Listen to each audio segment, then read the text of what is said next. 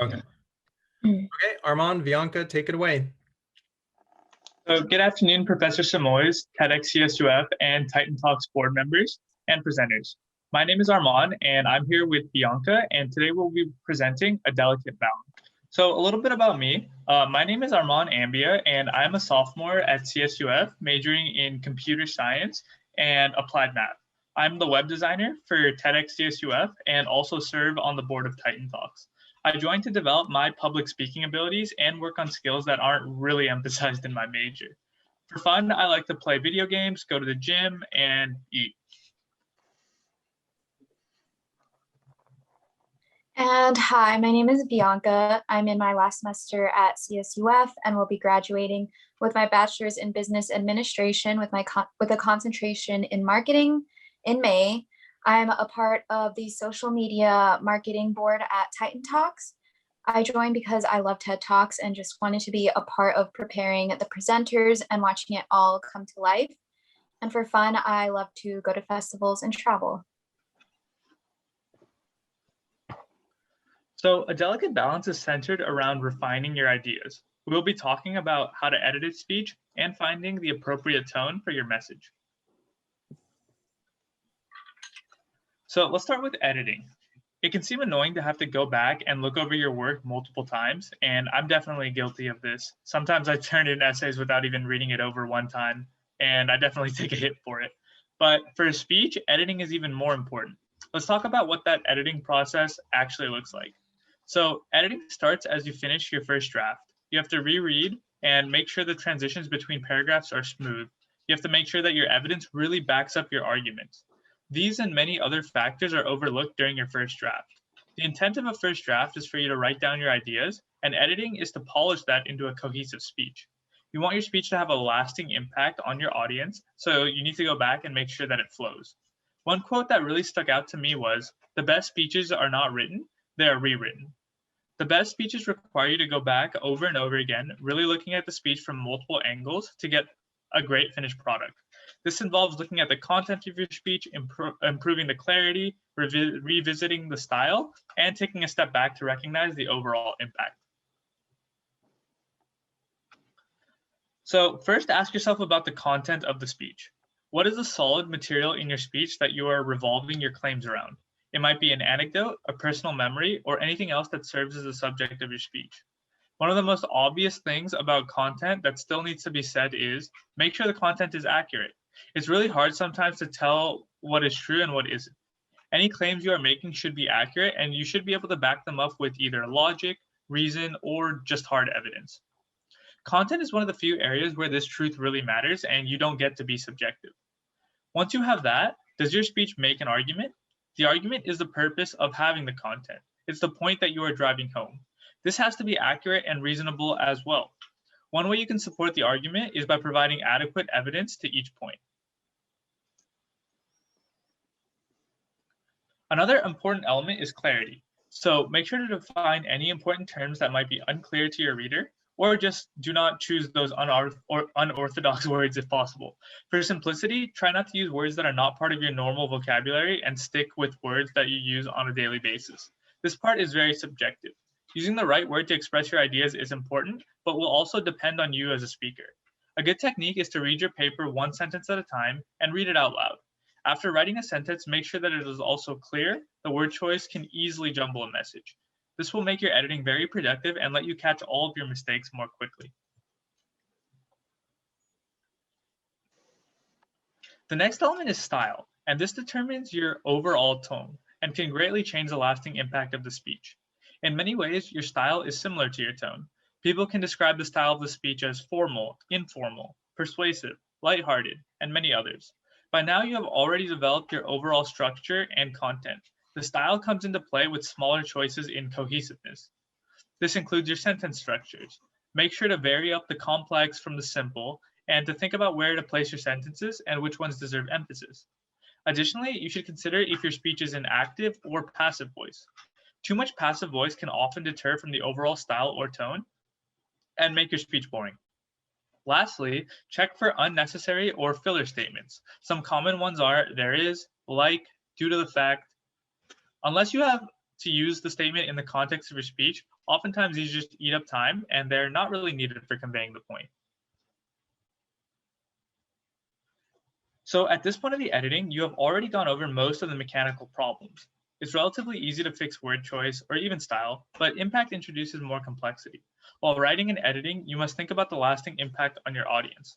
A common technique is to use a hook or attention grabber that will cause the audience to focus their attention.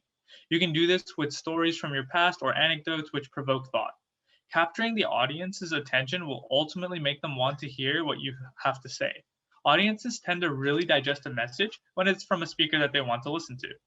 A common hook or engaging start is to use a rhetorical question. The TEDx speaker Simon Sinek starts one of his famous speeches with the question, "How do you explain when things don't go as we assumed?" A series of rhetorical questions will make the audience question themselves and ponder for answers. Another method of engagement is using vivid descriptions to allow the audience to picture the events of the speech. Essentially, this will put the audience in your shoes. It'll make your message more impactful. Most people won't receive the full impact until they finally empathize with the scene and scenario that you're painting for them. So the final element is proofreading. And what makes this so important? Well, most of the time we tend to skip the proofreading due to deadlines. We tend to care less about grammar after spending so much time editing. It's important to understand that fixing things like grammar and spelling don't just add cosmetic benefits. It will also make sure your points flow from start to end and will often let you catch things that you did not see beforehand. If you are presenting a written copy of your speech, proofreading should prevent any misspelled words, grammatical errors, or punctuation issues. The best way to do this is to read the speech very closely. Unlike checking for clarity, when you're proofreading, you do not need to say it out loud, and you should focus more on small details. Next, I'm going to pass it over to Bianca. Thanks, Armand. So things to think about during editing. These are just a few points to take note of on your draft. There are 5 important steps. We have volume, clarity, emphasis, pacing, and tone and melody.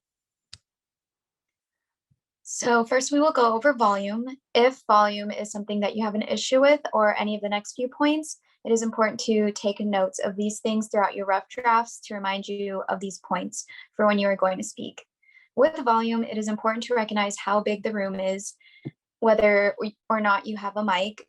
And in this case, we are on Zoom and we still have to project our voices even though we are right next to the microphone because some microphones can still muffle your voice. Next is clarity. We spoke about clarity when it came to content, but it is important to articulate every word to ensure clarity on your part and understanding on the part of your audience. Keep note of how to pronounce certain words on your rough draft if needed.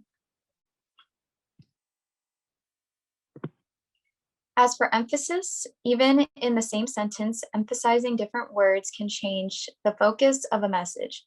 For example, I wanted that strawberry ice cream versus I wanted that strawberry ice cream versus I wanted that strawberry ice cream. As you can see, emphasizing certain words can change the entire meaning. So make sure you're emphasizing the right words. Maybe practice underlining at certain areas of your speech. So when you practice out loud, you're emphasizing the correct words. Now we have pauses. If you watch TED Talks, you can see that many of them use pauses in strategic areas of their speech. It is said that pauses can make a difference between a good and an excellent speech. With that being said, there are several ways you can use pauses. One of which is to generate expectations about something that's going to be said. Another is to enable the presenter to breathe properly. And last is to give listeners a chance to absorb something that's just been said. With that being said, you can highlight certain areas of your draft so you know where you want to pause at. That way you can practice in the future. Next is pacing. Pacing is important because if you give a speech too quickly, it can hinder the understanding and generate anxiety in the audience. If you give a speech too slowly, it can tire or bore the audience. How do you want to set the tone of your speech? There are many different tones people can use. It is important to know your audience and your environment. For example, your tone when you are teaching a kid how to read or just lecturing someone versus when you're presenting a project at school or when you're telling a friend a story. Those are all completely different tones that you would give off. We don't want to come off monotone like we're giving a lecture.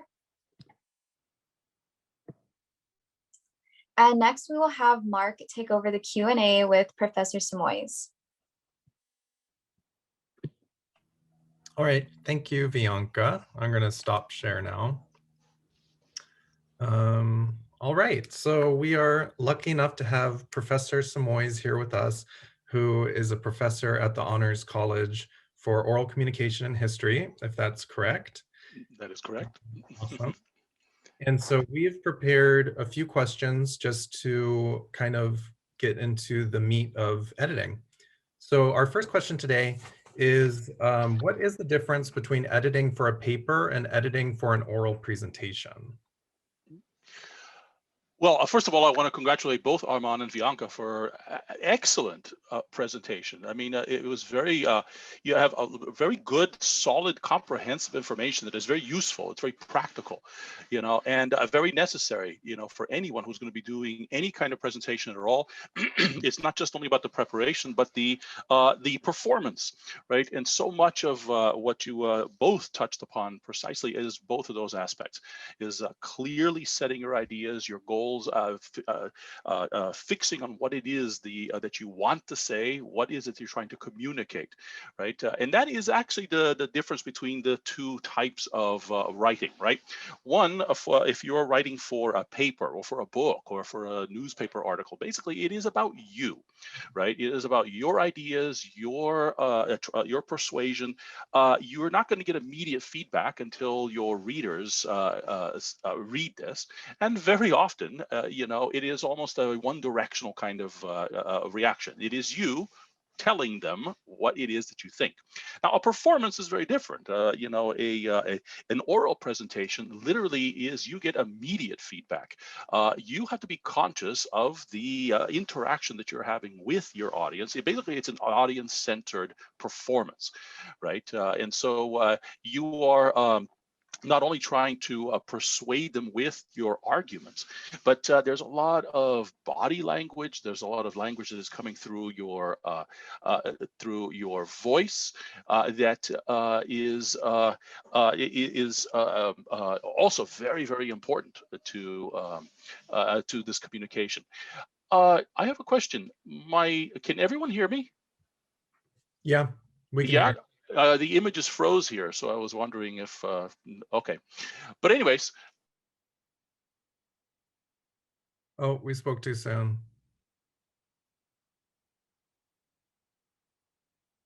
Okay, we'll just wait for a second.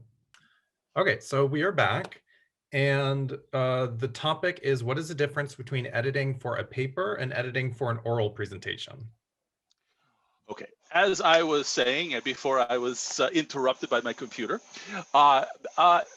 you know, before I was a professor, I was a stage performer, which is kind of interesting because I've actually been able to use a lot of these same techniques, both in the preparation and in the actually delivery of these presentations. You know, when you write for a paper or for an editorial, for a newspaper, for a dissertation, it is very self-focused, right? You are writing down your ideas, you're trying to persuade people, but basically you're using your own experiences and in some ways your own worldview. And so it is very different than when you're doing it live before an audience. In that situation, you are not only there alone, you literally have to be very audience-centered. It is not about you and what you think. It is about how what you think is going to have an impact, and a direct impact with the people who are listening to you. In other ways, you know, the purpose of a presentation is not only to inform, but it is also to entertain, but it is also to persuade, right? And so you have to take all of these different elements into consideration. You are going to get immediate feedback. You have to play with this feedback. You have to understand your audience, right? It is literally like a musical performance. You have to, Bianca talked about the tonality. It is almost, you have to pause, let them breathe, listen to their reaction. It is almost as, use your voice as a musical instrument, right? It is not just the words that you're saying, but the rhythm that you're saying, the speed, the tonality, the emphasis. I love the example that you used about the ice cream. Very often I use an example, a very simple phrase, right? I love you. But depending on what, just 3 words, right? But I love you, or I love you, or I love you, right? All of them, basically, there's the same words, but they have 3 very different meanings. All that becomes part of the performance, right? And so, they are very different techniques. Most playwrights are not very good actors. You've learned from experience. Most playwrights have amazing ways to put down on words, what people are thinking. But then it takes someone with a real skill, real way to communicate, all of those words in a very human, emotional way, and make that connection with the audience so that the audience literally is enveloped by the words, enveloped by the ideas, right, and absorbs it, right? And you literally, you have to win them. And it's actually a very useful skill, not only in, let's say, on a performing, but in almost anything that you're going to present, any kind of speech, right? Know your audience, speak to your audience, but speak with your audience, right? It's not about you and having them listen to you. It's about them and having you bring them to you. Right. And most people who are listening to you actually want to be there. That's the reality of it. Most of them want to be that, or otherwise they wouldn't be up either. They wouldn't show up. Right. And so use that empathy, use that you could say that interest in for your favor. Right. So very different techniques. One is basically all about you. The other one is all about them. Yeah. Awesome. Thank you so much. Our next question is, what elements are essential for a compelling narrative? Oh, okay. I was thinking about this. If anyone has ever read Alice in Wonderland, not watched the movie, not the Disney version, but the actual book written by Lewis Carroll, there is a trial scene at the end of the book. I hope the noise isn't distracting. No? Okay. It's not, but there's very slight. It's very slight.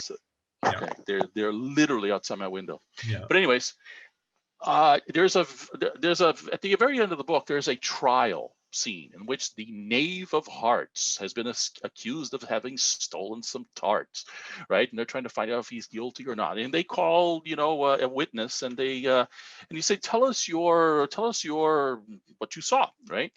And then the guy, the witness asks, but how should I tell you? And then the lawyer says, well, begin at the beginning, and then continue through the middle, and when you get to the end, stop, right? And you think, well, that literally is a great way to tell a narrative, because that is the point of a narrative, really, is a story. There has to be a beginning, a logic, there has to be something that you're working toward. There has to be an ultimate message, right? But it has to be delivered in the form that is going to be memorable, and that is going to have an ultimate point to it, right? And so one way to develop a narrative is literally to tell a story, right? Also, very important when you're telling a story is to inform your audience about the details, right? About the you could say the context, right, in which that story takes place, right? And so use the opportunity as you're telling the story to fill in all of this information that they would otherwise would not be aware of, that becomes part of the narrative, so then they can decide. You know, in a way, this is what we do in court, right? When you're telling, when you're an eyewitness account, you are saying not only what I saw, but you are giving an interpretation, right, of what you saw. It's up to people to, well, what else was there? What else did you? So you fill in these details to flesh out the reality of the narrative of the story, right, to persuade them also. Uh, I don't know how long I have. Can I just show you guys one little thing to show you? Can I tell you a story within a story? Sure. Yeah. Yeah. Okay. I'm very excited about this. So this is an example of how you can tell a story. About 3 weeks ago, so I am a historian, right? And so you'll forgive me for my enthusiasm. I found this document. I don't know if how well you could see it. There is a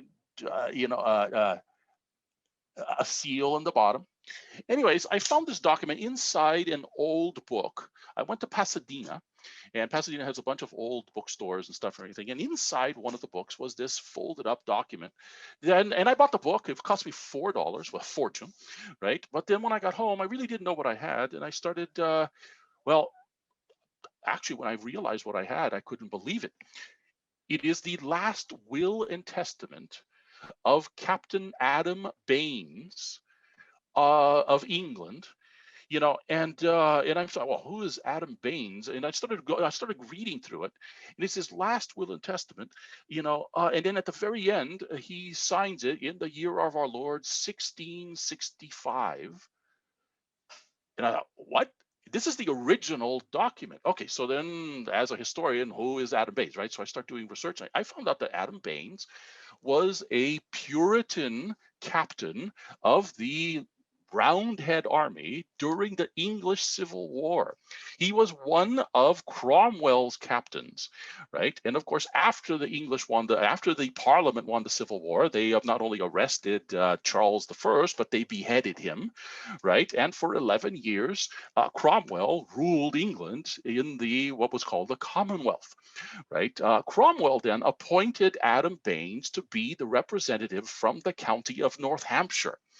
And Adam Baines served for several years as you could say, the parliamentary member in the House of Commons, which at that time was the only house that existed. They abolished the House of Lords, right?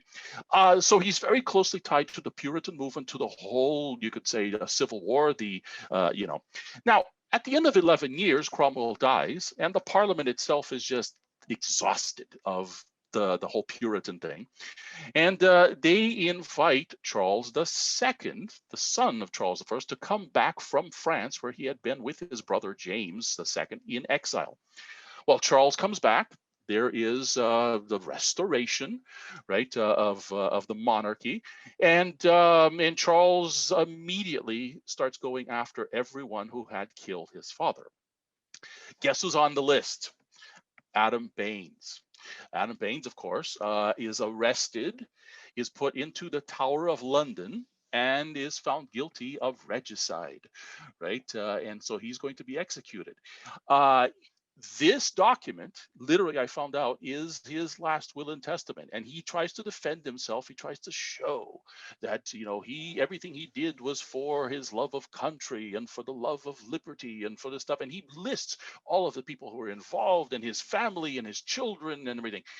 Amazingly, how did I end up with this? I have no idea how this ended up in my hands. This is the original. It's not a copy. This is actually written in his hand, signed by him. Well, I found out that he didn't die in 1665. He was kept in prison in the Tower of London until 1671, 6 more years, until then eventually he was beheaded, until they took his head off, So he wrote a second last will and testament, which is probably the official one that is somewhere in the Parliament or in England. And this one was invalidated. Somehow someone else got it. They put it in some book, and it ended up in my hands. Now, why did I just tell you this whole narrative? right? One is about my excitement, my enthusiasm. Wow, look what I found. But look what I just did by telling you this arch, this whole story. I filled in not only the story, the narrative of the document and how I came to possess it, but I just gave you a little mini lecture on the story of the English Civil War. Several participants, the outcomes, the causes, the main characters. You see, what this is a point of a narrative, right? Now, you have to be conscious, right? You don't want to talk about something that is completely unrelated. When if you're asked to talk about, a Verdi opera, you're not going to start talking about, what flavors of ice cream you want, right? But by telling a story in 3-4 minutes, you can literally captivate the audience. You can inform the audience. You can persuade the audience. You can captivate them, right? People will remember this rather than giving you a lecture about the stuff, by literally telling you the story of a human person and their experiences and the dilemmas that they faced. People automatically associate with this. They automatically are, they identify with all the story, even if they don't know anything about the English Civil War. This was a human being who lived in the English Civil War, who went through it and eventually died because of it, right? And this one document becomes the key, the hook, right, that you use to bring in, whatever message you want to say. It'll be memorable, right? It's not just, okay, fact, fact, fact, fact.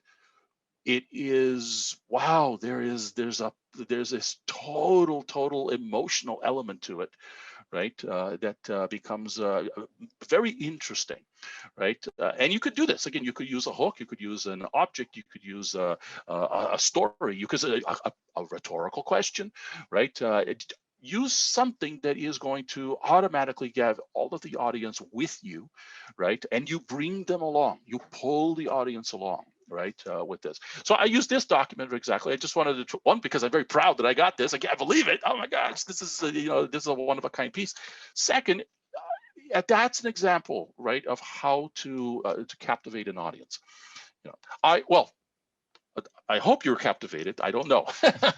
I apologize if you weren't. I have to say though, I was, right? Yeah. So No, that's amazing. They found that in a book in Pasadena. Like the story of how that document arrived there is probably its own story as well. But I know this is 350 years old. This is before. yeah, This is when the whole Puritans were moving into Massachusetts, right? This is before the witch trials, right? This is before all this stuff. Everything. It is amazing that this one handwritten document, the original, has lasted 350 years. And why it ended up in my hands, I have no idea. yeah. Right, but it is mine, right? I paid almost nothing for it. I framed it now. I've actually put it in glass and everything. What makes me interested in this is, again, his narrative, Mhm. right? I never met this man. I had no idea who Adam Baines was before I met him. But you see, he left a narrative. He left a story. He left a document in which his story lives on. So I am his audience, right? And interesting, by me showing this and everything, now his story 350 years later is being retold, right? It's being awakened, right, in front of a whole group of people who he couldn't even imagine would exist one day, right? And I think this is how we pass on. Meeting in this way digitally through a computer, talking about him. Like it's just wild. No, it's mind-blowing, isn't it? It's mind-blowing. And so that's the difference. That's how you tell. This is the point of a narrative. A narrative, again, is not just telling information and details. There has to be an arch. There has to be a human element. There has to be a story that connects all of these details and all of these these facts together in a very relatable and a very identifiable way, and on an emotional level too, right? We as an audience have to be pulled into the story and participate in it. Yeah. All right. Thank you so much. Our next question is, what is the goal of effective editing? That one is easy. Whenever you're going to give a speech or anything or a presentation or a dissertation, right? Where everything has to be clear, right? The point of editing is getting your point across without any distractions, right? It also depends on, you know, the audience that you're aiming toward, right? So both of the presenters today talked about the vocabulary, the language you use, right? It could be the style, it could be more formal, or it could be more conversational, right? But the point is to get the point across clearly so that your audience understands. Now, depending on your audience, depending on the message, you're going to have to, the first thing that you do, of course, is get your ideas on paper or something, you know, start planning, and then revise. I love the quote. I love the quote that was used. I think it was Armand who used it. I think I wrote it down. You know, that rewriting, editing, basically the point that the best written thing is the one that's been rewritten, right? You know, here's another story. There's this a myth that Abraham Lincoln wrote the Gettysburg Address, like, you know, on the spur of the moment while he was on the train writing all the stuff on the back of an envelope and everything, and that he just delivered this 3-minute speech, you know, almost wrong. I mean, that is absolutely not true. There's something like 7 different edited versions of the Gettysburg Address, right? That exist in his own handwriting, which proves that he put a lot of thought into changing words, changing, concepts, the imagery that he used. I mean, the evocation. Remember, he was very, very careful with the message that he wanted to transmit, and he was very aware of the day, of the occasion, of the audience that he was speaking to, and the other speaker too, Edward Everett, who was going to be there, who was very famous as a speaker, very theatrical and stuff. Lincoln, very deliberate, very deliberate with absolutely, he knew exactly what he wanted to say, but in order to get that, he went through many, many different versions, right? And so the purpose of editing is to get your point across in the most efficient way, in the most memorable way, without distractions. Eliminate all the ums and the vocalized pauses, and eliminate any slang, eliminate any words, or use slang in your favor if that is for theatrical effect, right? But know what you're going to say and be prepared. Practice before, right? Because with someone, even today we have recordings, we can even record ourselves, right? To see, and so that's the point of editing. Not only the words that you're saying, but the delivery of it has to be over and over, to the point that it becomes so natural that it feels unrehearsed, right? That it feels that you are communicating directly one-to-one with each person, right? And that they are understanding what it is that you want them to hear, right? And not what they want to hear, right? But what you want them to get out of the speech. That takes work. And the only way to get it is literally to write it over and over again. Yeah. All right. Thank you. Our last question is, how do you know when you're finished editing? This is actually the hardest. You don't. Yeah. You don't know when you're finished editing, because it all depends again on the reality is Walt Whitman, his first edition of Leaves of Grass, right, was actually a tiny short little book. And over the next 30 years, he's going to add to it and add to it until it gets into a very thick book, and it basically, this is why we have editions of books, right? Why you have several, and we always want like the first edition because that was the raw, but that is sometimes not the last version of the book. And sometimes the last version of the book is much better than the first one. You get rid of the wrong things, you correct, you expand, you find different ways, you reach different audiences and everything. And so it's editing is a never ending process. And that's the thing about writing, that's the thing about presentations. It is a process, right? And that, and the reality is eventually you're going to have to present it, right? Eventually you're going to have to be in front of an audience, on a stage, and you have to settle for what you have at the moment, right? That doesn't mean that after you perform it, after you don't continue editing. We do this, This is one of the reasons why there's multiple different versions of the same movie, right? I mean, they're doing a whole new West Side Story. Steven Spielberg is a whole new West Side. You think, why? A Star is Born. There's like what, the fourth different version of A Star is Born.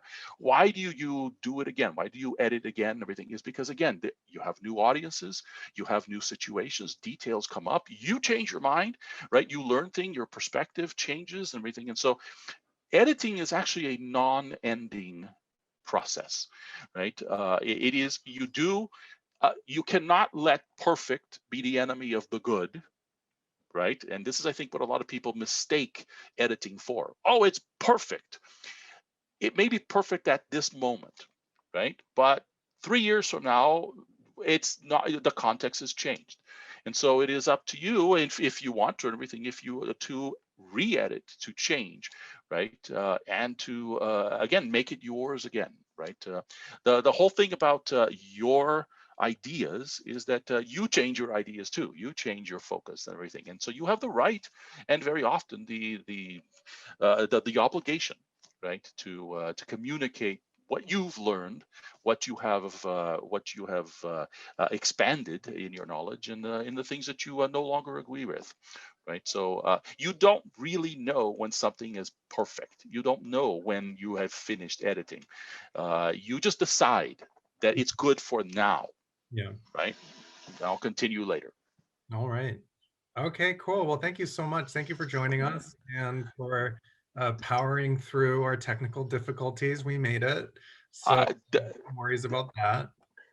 Well, thank you, Mark. Again, I apologize for the double whammy here, both the noise, and I have no idea why my computer went kaput, but we got through it, and it seemed to be working now. So again, congratulations. I'll just